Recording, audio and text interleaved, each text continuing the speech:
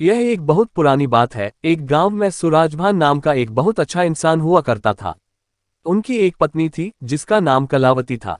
एक बार वह आदमी कुछ आवश्यक काम के साथ दूसरे शहर गया।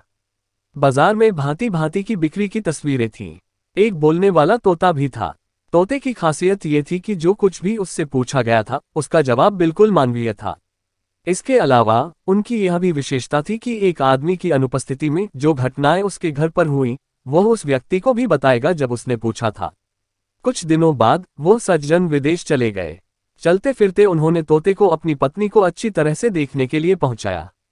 वह देश गया और लंबे समय के बाद वापस लौटा। लौटने पर उन्होंने अकेले तोते से पूछा कि मेरी अनुपस्थिति में यहाँ क्या हुआ। उनकी अनुपस्थिति में उनकी पत्नी ने मनमानी की थी। तोते ने अपने मालिक को सारी शर्त बताई। आपके पीछे बहुत सारा खाना खाया जाता है और पूरे दिन घूमता रहता है। स्वामी अपनी पत्नी को बहुत डांटता है कि आप मेरी पीठ के पीछे क्या करते हैं। पत्नी ने पति से कुछ नहीं कहा क्योंकि चीजें सच थीं। लेकिन वह सोचने लगी कि ये बातें उसने अपने पति को किसने बताई हैं। पहले तो उसने सोचा कि शायद एक नौकर ने ये काम किया है।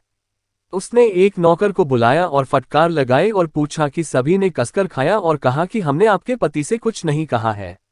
महिला अपने शब्दों के प्रति आश्वस्त हो गई और समझ गई कि यह कार्रवाई तोते ने की है। उसने तोते से कुछ नहीं कहा क्योंकि तोते ने अपने मालिक को ये बात बताई होगी।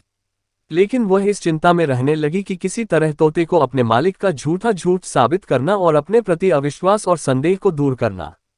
कुछ दिनों बाद उसका पति एक दिन के लिए फिर से गांव से बाहर चला गया। महिला ने अपने नौकरों को आज्ञा दी कि रात में एक नौकर पूरी रात तोते के पिंजरे के नीचे चक्की पीता रहे, दूसरा उस पर पानी डालता रहा क्योंकि बारिश हो रही थी, और तीसरा नौकर पिंजरे के पीछे जलता था और दर्पण के साथ तोते के सामने खड़ा होता था और तोते की आंखों के सामने दर्पण पर रोशनी डालता था। नौकर रात भर ऐसा करते रहे और उन्होंने भोर से पहले पिंजरे को ढक दिया। दूसरे दिन जब सज्जन आदमी वापस लौटा तो उसने तोते से एकांत में पूछा कि कल रात क्या हुआ था। तोते ने कहा, हे स्वामी, मुझे रात में बहुत पीड़ा हुई। रात भर बादल छाए रहे, बिजली चमकती रही और बारिश होती रही। रात में भी बुरी और बारिश का नाम नहीं था।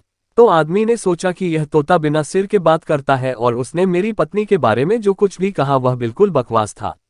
वह तोते पर बहुत क्रोधित हुआ और तोते को पिंजरे से बाहर निकाला और उसे पृथ्वी पर पटक दिया। वह फिर से अपनी पत्नी पर विश्वास करने लगा।